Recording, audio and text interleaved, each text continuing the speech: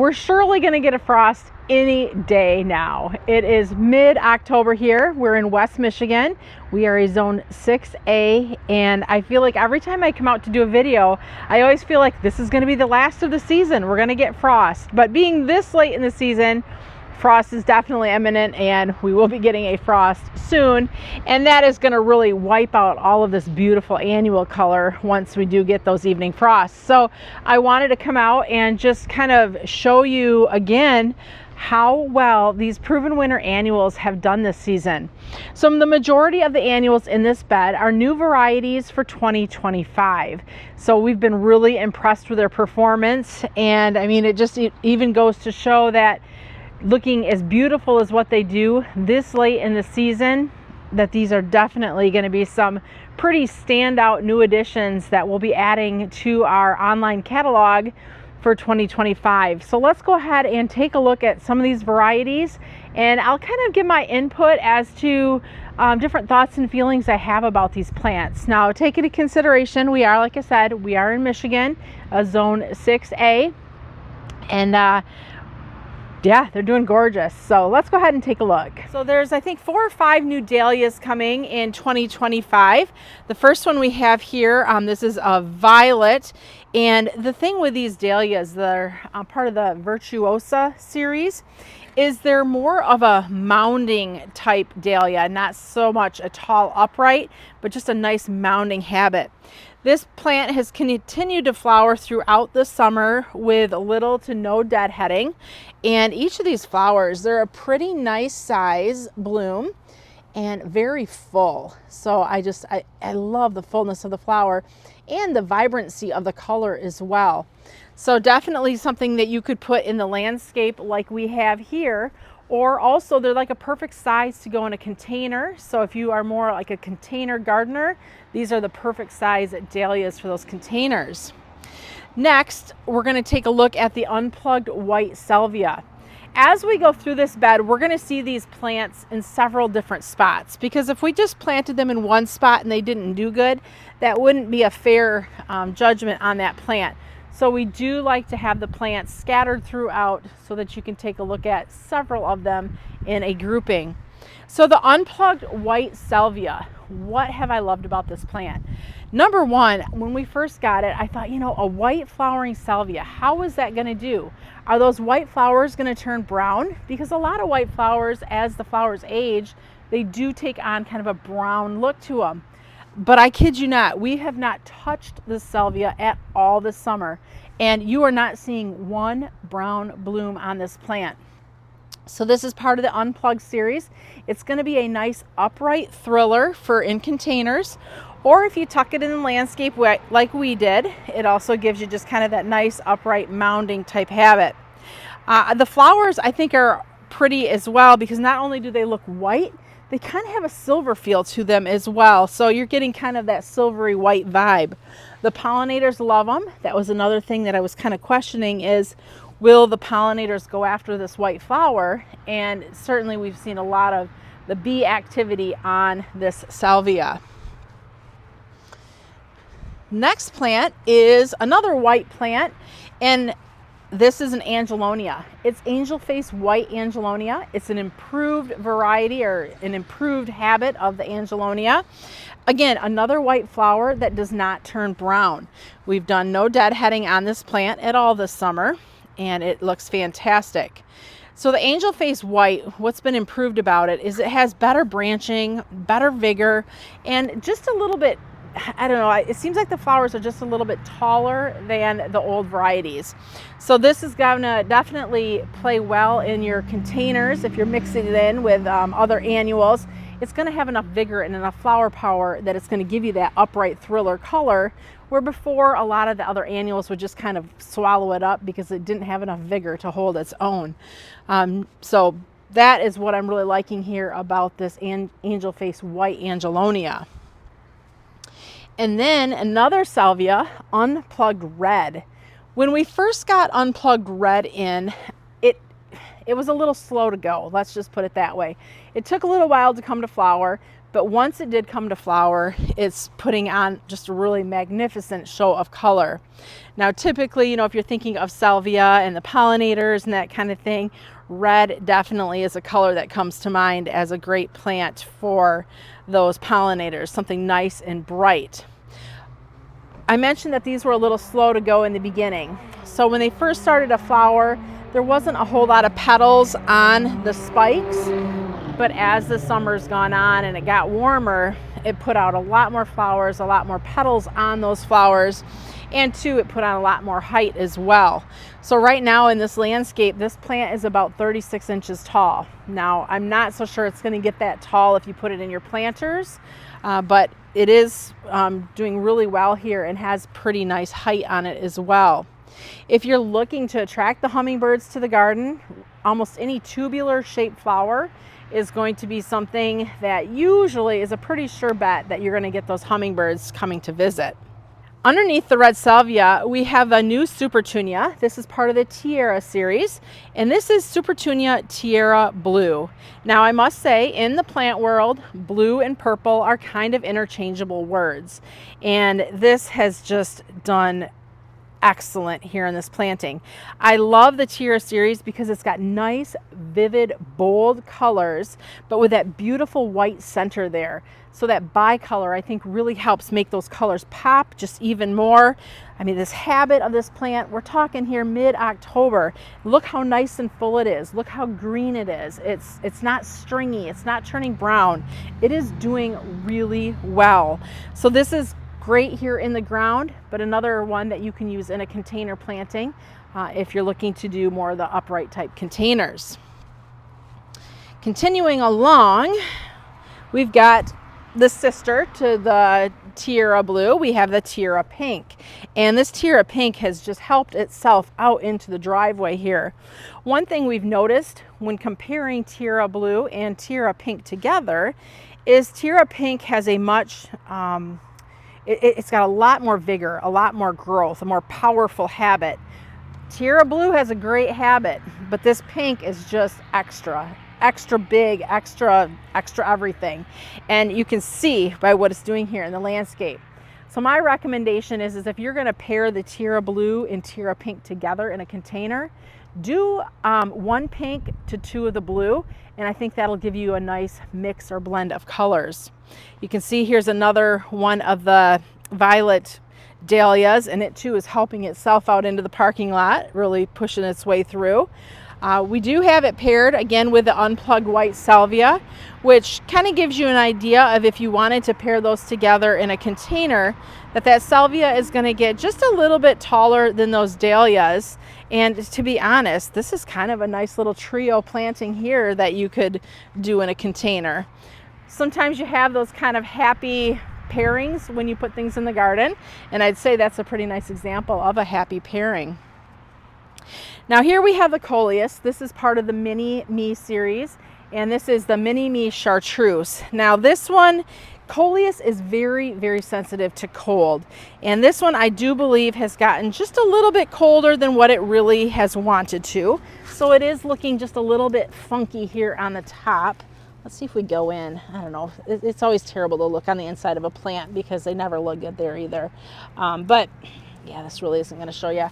So this would be something I would have you defer to earlier in the summer videos to see what it looked like when it was in its prime and fresh, because right now it has been nipped just a little bit by those colder temperatures and not looking good. But let's take the not looking good piece out of it.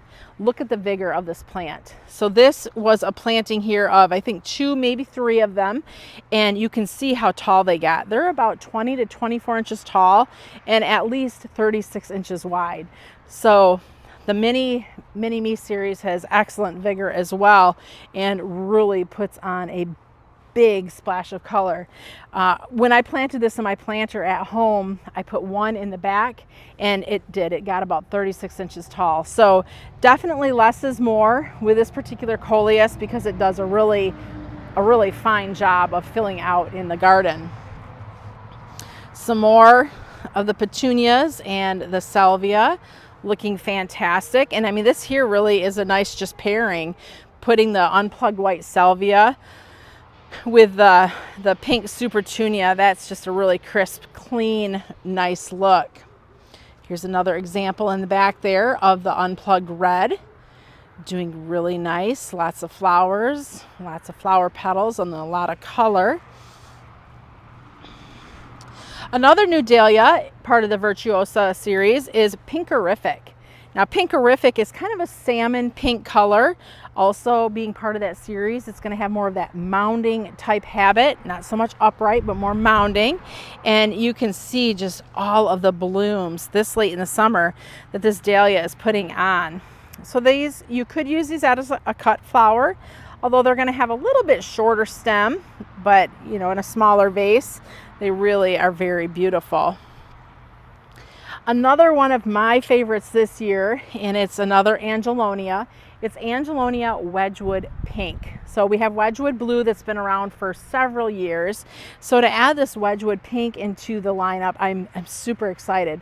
I love the color of this plant. It's got that pink and white bicolor bloom. Just a nice soft pink, nice upright habit. So this is going to be really cool to use in containers, and I'm excited. I know this is definitely going to be on my list of must-have annuals for myself personally for next year. More Pinkerrific, looking fantastic. Here's another of the Angelonia Angel Face Wedgewood Pink, just to show you another plant doing really good. One thing that's been kind of interesting this year, because we haven't had that frost and it's just the temperatures have been wonderful, is we're seeing a lot of rebloom on plants we would never see rebloom this late in the season before. And the reason I'm stopping to say that is here we've got Diamond Ball Clematis reblooming. And look at that beautiful kind of a whitish purplish bloom.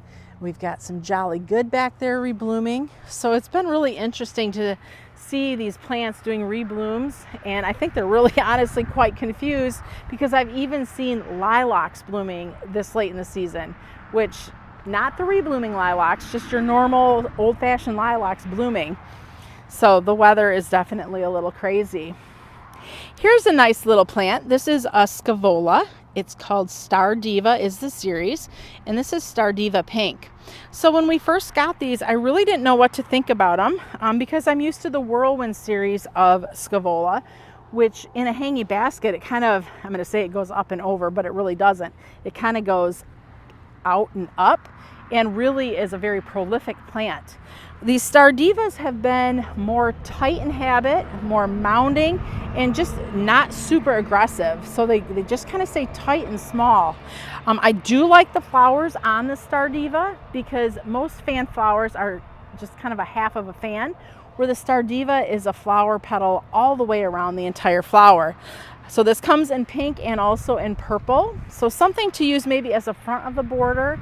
They are drought tolerant, so that's a nice thing, but definitely something that, in my experience from what we've seen, doesn't have a lot of vigor. So you want to be careful with what you're planting it with, because other plants could definitely just take over this Star Diva Scaevola. Some more of the Pinkerrific planted with the Unplugged White Salvia. We also, actually, we have a new Nesia, and we're going to take a look at that in the next garden bed, because this one's kind of buried behind these salvia here. The new Heliotrope for 2025 is doing fantastic, and it's unlike the other Heliotrope we currently carry because it has really large flower clusters. They almost remind me of heads of broccoli. I love the deep purple color on it, and we're seeing some honeybees looking at it right now, or buzzing about.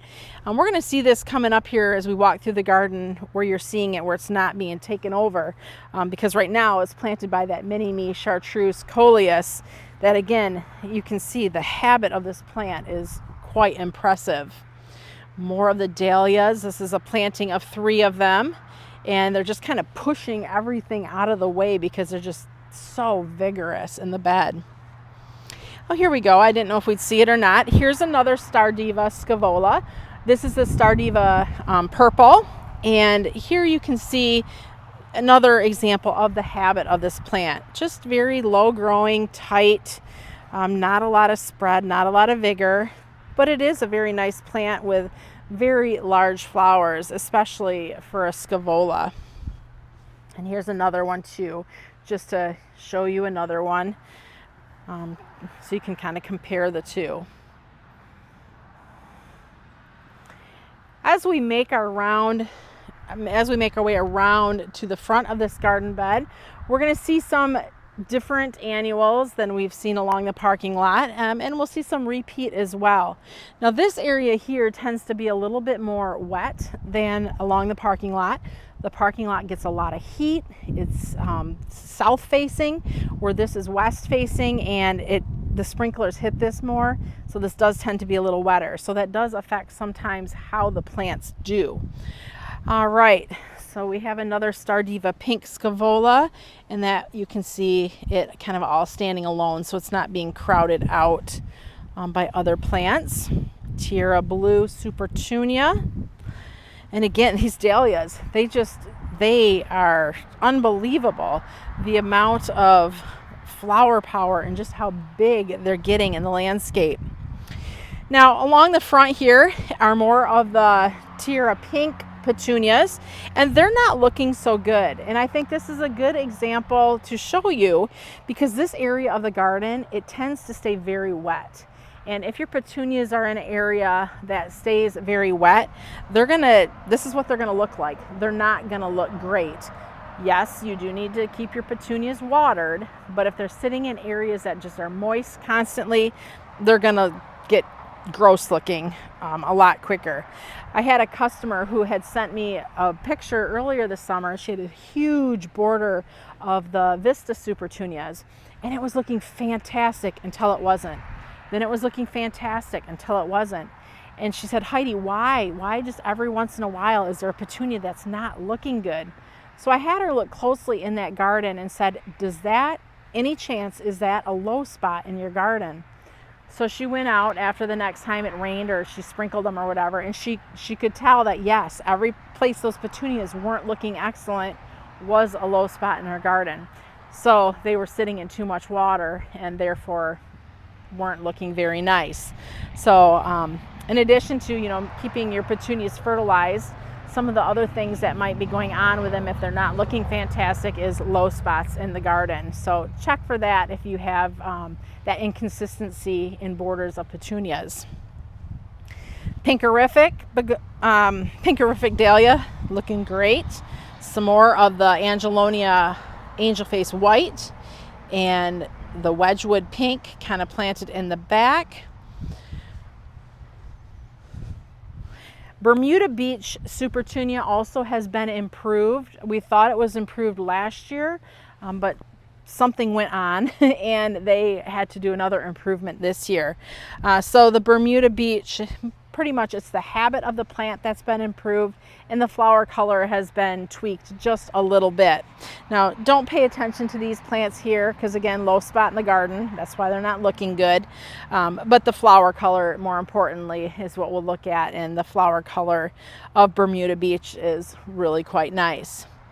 We had mentioned that we'd see more Heliotrope in the garden, and here's one that's really not blocked by any other plants, and this is one plant. And I am just so impressed with the size of that plant. Such a deep, rich purple color that I absolutely love in the garden. It's always nice to plant those deep, rich colors sometimes by brighter colors, because it helps make the darker colors pop. But that is doing really good.